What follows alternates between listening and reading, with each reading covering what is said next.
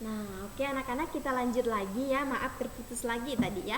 Oke, sekarang kita akan menjawab beberapa pertanyaan dari kalimat yang sudah kita baca tadi atau bacaan yang sudah kita baca tadi tentang penggunaan benda konduktor dan isolator. Oke, pertanyaan yang pertama.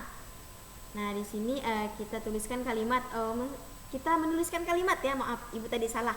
Nah, ini masuk ke dalam bahasa Indonesia karena kita menuliskan kalimat yang menjadi pokok pikiran pada setiap paragrafnya. Nah, ini masuk ke dalam mata pelajaran bahasa Indonesia ya. Tadi kita masuk ke pembelajaran IPA ya anak-anak. Nah, sekarang kita menuliskan kalimat yang menjadi pokok pikiran pada paragraf tadi ya, setiap paragraf yang sudah kita baca tadi tentang sejarah termos, kemudian tentang penggunaan benda dan konduktor dan isolator, maksud Ibu, maaf ya. Nah, di sini yang pertama itu kalimatnya ya. Panas dapat berpindah dengan cara konduksi, konveksi dan radiasi. Nah, jadi panas itu dia dapat berpindah dengan cara konduksi, konveksi dan radiasi. Nah, jadi panas itu dia berpindah dengan tiga cara ya. Oke, yang selanjutnya yang kedua. Nah, selimut dan panci memanfaatkan sifat isolator dan konduktor. Nah, seperti yang sudah Ibu jelaskan tadi ya. Kalau selimut dan panci itu adalah contoh benda yang memanfaatkan sifat isolator dan konduktor karena mereka bisa menghantarkan panas dengan baik ya. Oke, paragraf yang ketiga. Nah, panci terbuat dari logam ya. Panci itu bisa menghantarkan panas ke makanan. Nah, jadi panci yang digunakan untuk memasak itu tadi adalah panci yang terbuat dari logam. Nah, ketika panci itu terbuat dari logam, maka dia akan menghantarkan panas ya dengan baik ke makanan yang sudah dimasak ya.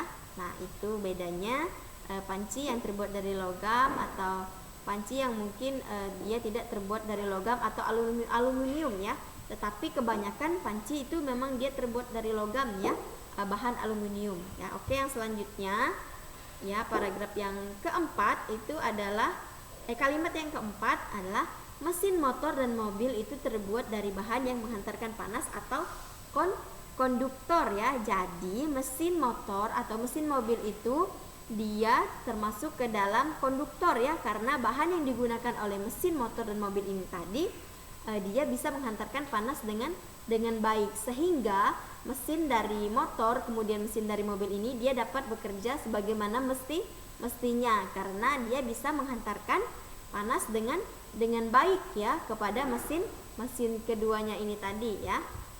Oke, nah anak-anak, pembelajaran kita hari ini sampai di sini dulu ya. Nah, tadi kita sudah membaca tentang sejarah termos, kemudian yang kedua kita sudah membaca tentang penggunaan benda konduktor dan isolator, kemudian kita juga sudah menjawab beberapa pertanyaan ya yang berkenaan atau berkaitan dengan bacaan-bacaan kita hari ini atau pembahasan dari materi kita hari ini. Yang nanti di rumah anak-anak bisa belajar kembali ya dengan membuka slide PowerPoint ini tadi ya.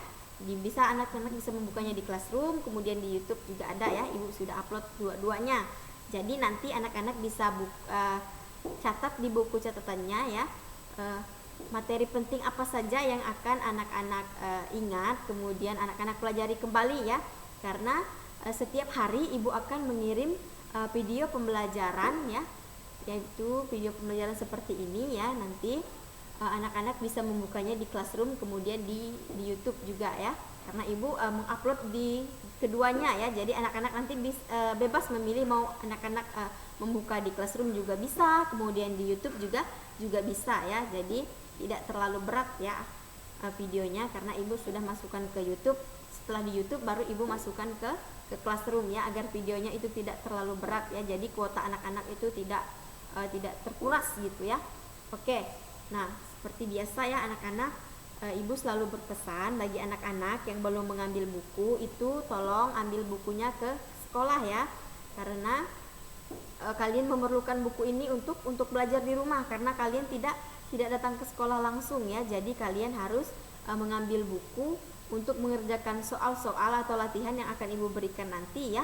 Kemudian buku itu juga akan kalian gunakan pada saat belajar seperti ini ya. Nah, ketika misalnya PowerPoint yang Ibu tampilkan itu tidak terlalu jelas atau nampak ya tulisannya, nanti anak-anak bisa buka di bukunya ya.